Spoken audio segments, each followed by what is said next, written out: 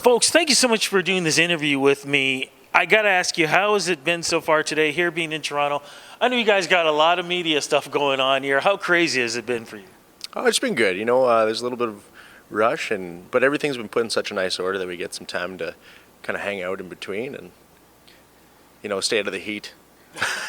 Yeah, because I was going to say, probably not the best way to dress in this heat today, but it seems to be working for you guys because you guys brought the heat through the music, and I got to say congratulations on that. How does it feel bringing back, I don't know if it's sort of bringing back a style or just being able to bring something to the Canadian fabric of music that has been around for a while, but you guys have been able to bring it back to a completely other level?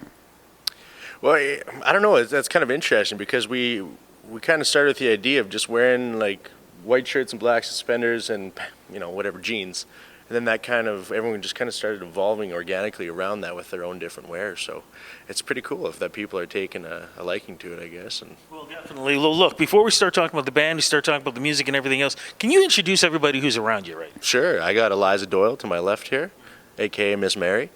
I got Mr. Scott Pringle, aka Scott Pringle, and then Mr. Danny Kenyon over there on the far right. How do you feel about being part of this band, especially bringing back this type of style of music? Oh, it's been lovely being part of this band. I've been playing banjo for quite a while, and it's a super great opportunity to explore different types of genres and meshing different types of genres and playing around. It's really open in the different things that you can do, and it's lovely. Well, I want to talk about how you guys got together. So let's get into that and how this whole thing formed. Because if I remember correctly, a bit of your history is, you guys basically come from all different types of genres of music. And somehow this style sort of came in. You guys were doing like punk, you guys are doing meatloaf, you guys are doing all these other things. And then somehow, some way, this came in. How did this all happen? I think it all started back like 5 years ago when Nate and Colton was our original banjo player. They were hanging out. Colton had just got a banjo from his mom for his birthday or Christmas or something like that. And they were listening to Trampled by Turtles, which is another sort of bluegrassy band. And they said, hey, let's play in a bluegrass band. We've always wanted to. So they started jamming, and sure enough, none of us had ever really played too much bluegrass before, but we'd played like heavy metal and other kind of stuff. So we sort of just plugged that into acoustic instruments, and away it went. Okay.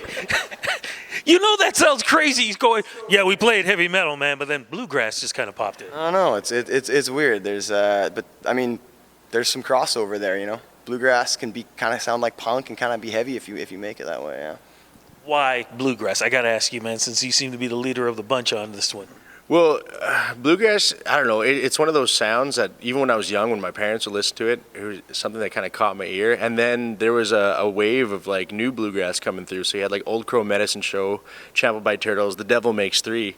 And those guys, I was just like, man, these guys are awesome. I love what they're doing. And just running into like Colton, who was the other guy who started this with me, and he was completely on board. And he's like, I want to play like metal riffs on a banjo and make it, our own thing, and it was great. And now Eliza's like getting the opportunity to kind of delve into that as well, so it's cool. I already asked you how does it feel about being part of this band, though, but what is it about the banjo for you? Because I got to tell you something. These days, right now, I've been seeing some other groups doing the same thing, too. I love the banjo coming back. What is it about the banjo for you? Well, I grew up around the banjo. So my parents are both bluegrass musicians, and I grew up in northern Saskatchewan. I've been playing the banjo for a long time, and I've seen it kind of evolve through different kind of phases. So for me, the 5-string, it's something about the open G tuning. It's something about strumming it, and it just kind of like, it brings a vibration and it wakes everybody up. So there's something about that banjo that you play it, young people like it, old kids, like everybody, it just makes people happy. Even if you're singing sad stuff on a banjo, it makes people happy because of the... I've never heard anybody sing anything sad on a banjo. There's no way that could happen. Oh, I have a song that can make you cry on the banjo. Is that... I'm going to have to hold you to that. But look, you know what? And I know you're starting to feel like I don't care here. I got to talk to you because you seem to be left out of this band. How does it feel about being part of this band? And when did you join them? I was one of the first three that was in this form. So Nate and Colton came and spoke to me and said, hey, we're jamming some stuff in the garage. Why don't you come and bring your cello. And that's when I was just straight classical, so I bowed all my stuff and kind of grew with the band to pluck in the bluegrassy type of way, folky type of way that they play the bass. Okay, so let's get back to this, because you just said you were doing classical music beforehand? Yeah. So when they approached you with this, you kind of explained it, right? But still, though, man, what was your feeling inside going, wait a minute, man, I've been doing classical, and then now you got this happening. Well, I had been in bands. I play the guitar as well, and I had been in bands with Nate and Scott over the years. So it was just really comfortable just to go into a garage and play with some friends, work out some songs. And it worked. Yeah, it seemed to work. My playing has completely changed since then. Since then, I got a strap for it, and I stand up, and I hardly ever use my bow anymore, only for a couple fiddle parts. But yeah, it's completely changed, but it's been awesome.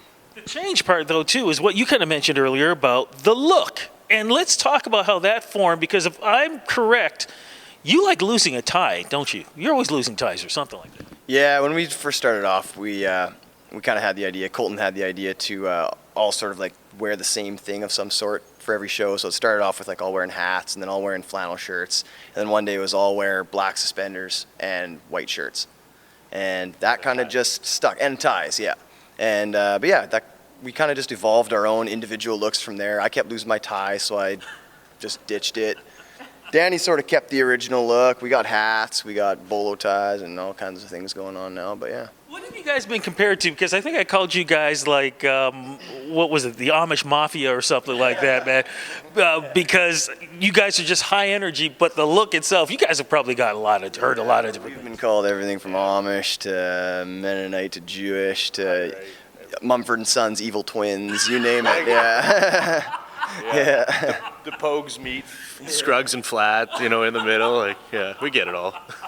But musically, though, you guys are progressing. You guys hooked up with Curve Records, but you also have another label too out in Germany, don't you? Yeah, talk a little bit about that. Yeah, we have a label out of Hamburg, Germany, and it's called Devil Duck Records.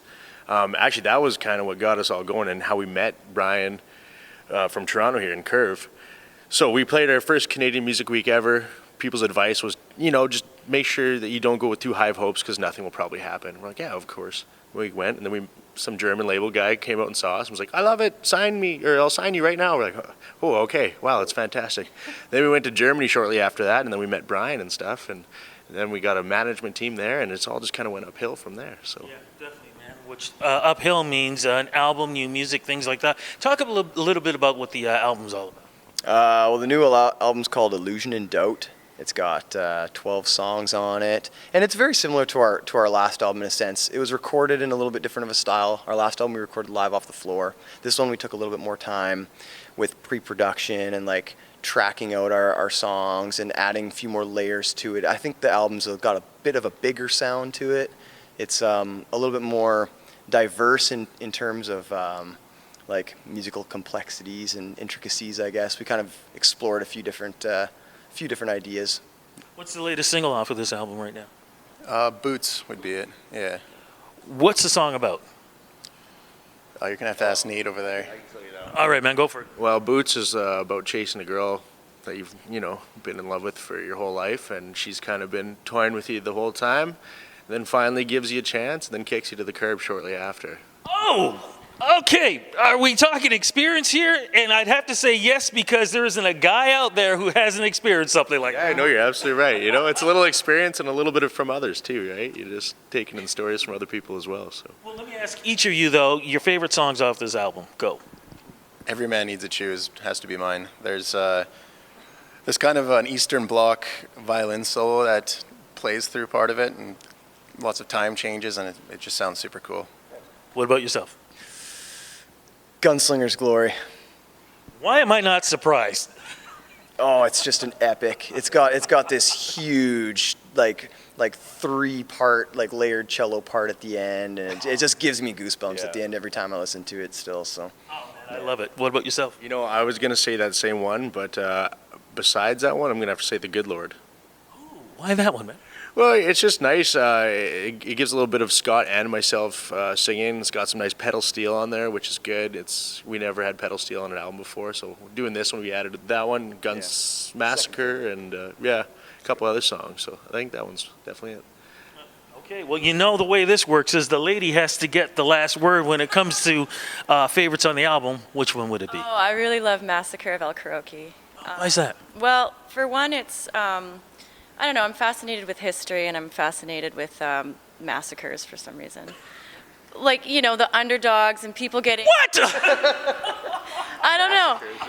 It's really, I mean, the concept of a massacre, you know, like you go and you ambush someone in the middle of the night and it's not really a fair fight, and that's what's happened a lot. I mean, we're from Saskatchewan and there's been a lot of massacres. And I don't know, but besides the content, musically, it's in a really cool key, and there's lots of different parts and different breakdowns, and I just love that song.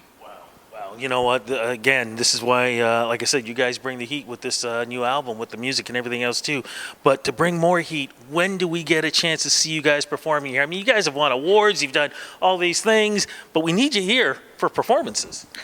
That's a good question. I mean, tonight we're in St. Catharines. Tomorrow we're in Havelock, and then we're back out to Manitoba and then back home. Then we're off to the States and then Europe.